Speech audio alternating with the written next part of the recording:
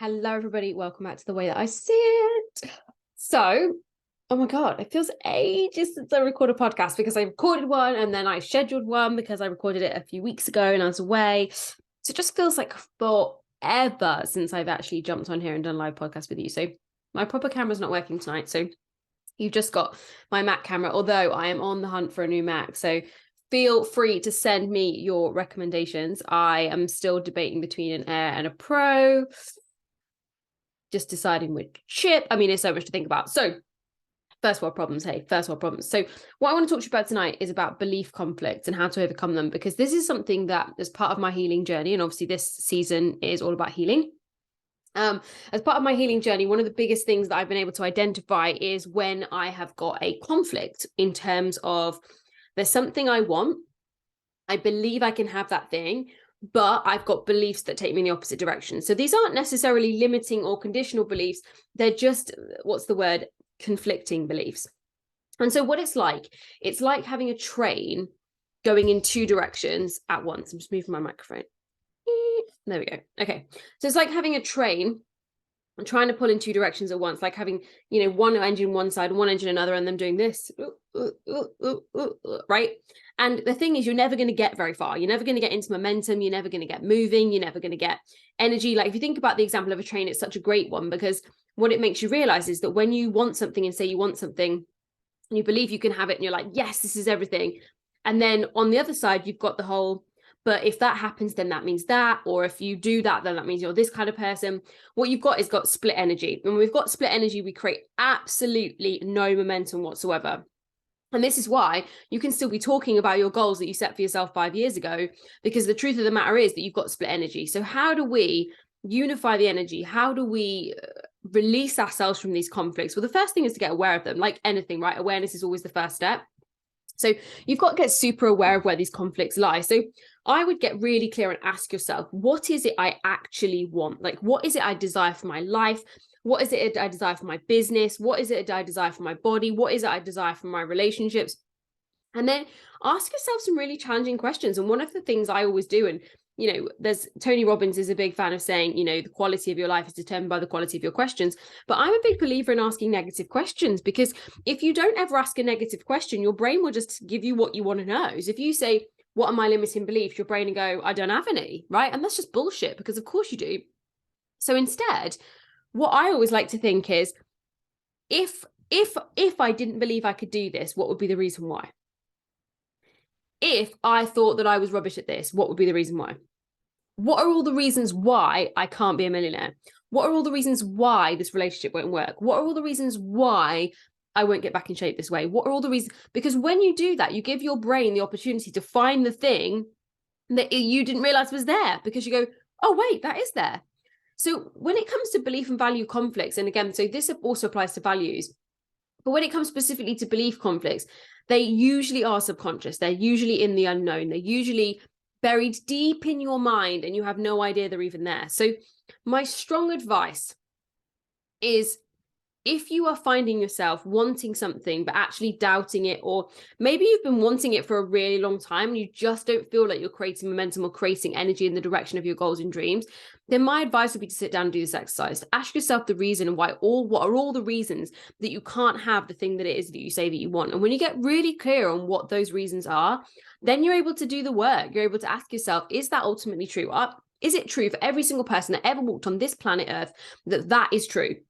The answer is always no, by the way. And if you've got like more conditional beliefs that say, yes, you can, earn 6 figures a year, but only if you work 90 hours a week. Again, is that ultimately true for every single person that ever walked planet Earth? The answer is always no. So we get to design and decide our beliefs. Like, I truly believe that. And one of the biggest challenges in the personal development space is we read a lot of what I call prescriptive personal development that tells you have to do it this way, you have to do it that way. This is the right way. And if you haven't done it this way, you've done it wrong. And in my personal experience of the personal development world, as a coach, as a consumer, as a, someone who's been in it for quite a while now, I'll be honest, I think that actually it's down to interpretation. So I don't believe there is one way to be successful. I don't believe there is one way to be a millionaire. I don't believe there is one way to do fucking anything. I believe there's the way that is your path of least resistance, in the words of Abraham Hicks. I believe there is the way that feels good to you.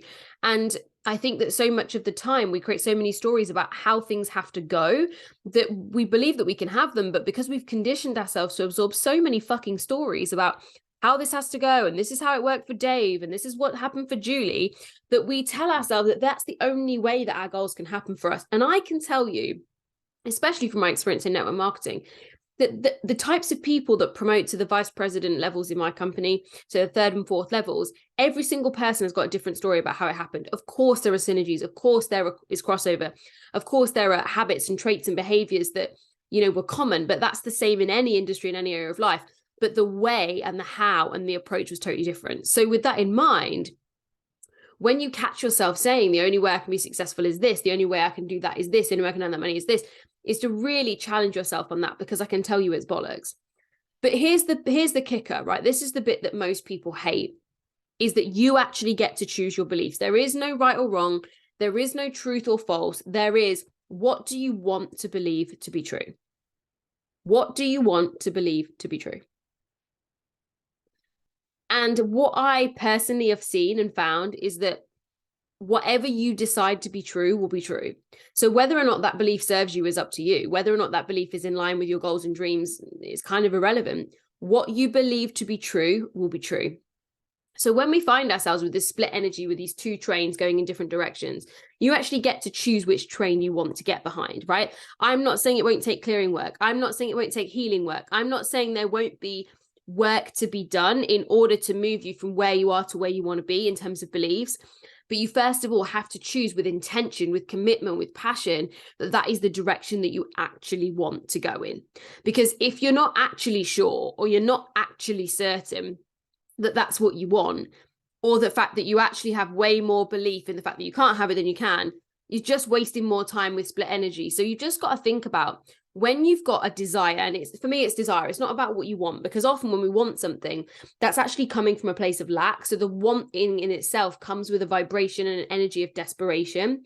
So it's got to be a place of desire. And this is why I believe that most people who want something, and from that I mean they really like the idea of something, they're really passionate about something, and it's usually something not attached to money, will manifest it. But the second that you attach money to it, people put so much resistance on the path, they put so many stories on the path, and me included, right? Because of how many stories we've been told about what it takes to be successful, what type of people are wealthy, what it means to be wealthy, what type of people are wealthy, right? So actually, what I often find is when we say the word desire, that feels sexy, it feels fun, it feels fresh. So when we sit in desires, and then we go, okay, what do I desire? And then we say, and what do I believe? What are all the reasons why I can't have my desire? Then we start to get really fucking honest with ourselves. And when you've worked out that those things aren't true and you get to choose your beliefs instead, that is life changing. Because then what you've got is a very clear desire. So you've got a very powerful, clear intention that's backed with very solid beliefs, which you build up over time. Those beliefs dictate your actions. Your action then creates the momentum. So then you've got intention, belief, and you've got action and momentum. You are going to have a very high vibration, which means you're going to bring it back to you, right? And on top of that, you're going to be creating opportunities and waves on a massive scale. But the reason why we often the time we find ourselves stuck or not moving forward is because we've got that split energy. We've got a belief conflict between what it is that we want, or we've got two beliefs that are butting heads. So an example, that I can be a millionaire, but I also believe that wealthy people spend their money like dickheads. For example, that's a good example. Or I've got a belief conflict of I want to be married and have 2 children, but I believe that will mean I can't have a successful career, and I also want a career. So what often happens is we either have a desire and a belief conflict, or we have a belief and a belief conflict, or we have a value and a belief conflict. So let me talk you through that. So knowing your values is not as simple as people make out. A lot of people say they value things like loyalty and security. I'm like, because those things are important to you, doesn't necessarily mean they're what you value.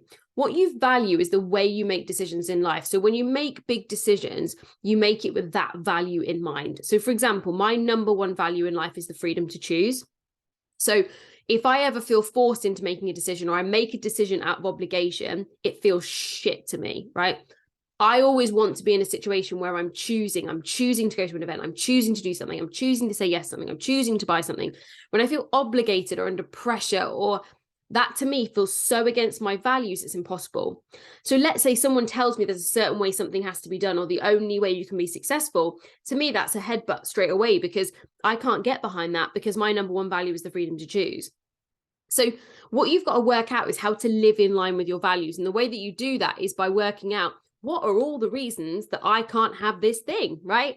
And so when you know all the reasons why you don't believe in something, or you don't believe you can have something, and you get really clear on your values, you can start to see where you're tripping yourself up. Like, this isn't perfect. And look, you know, I can tell you all this stuff today, and a year from now, you can find yourself caught up again in more belief conflicts. And that's the reality and truth of personal development, is that unfortunately, it's never fucking done.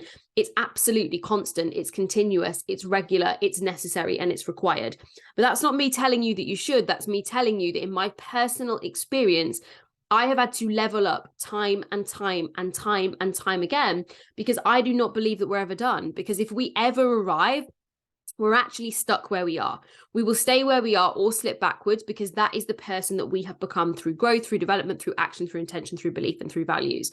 So if we actually want to continue growing, we want to continue developing, we want to continue living life, then we have to continue the growth work. And so, as the saying goes, new level, new devil. So, you know, my values might change as I age. My values might change based on, you know, bigger life stuff. But I do think that sometimes people confuse situational values. Like, of course, you value loyalty in a relationship versus what you value in the ultimate grand scheme of your life. And knowing that is so key. And this is why we do this, right? In most of my courses, we do the value exercise.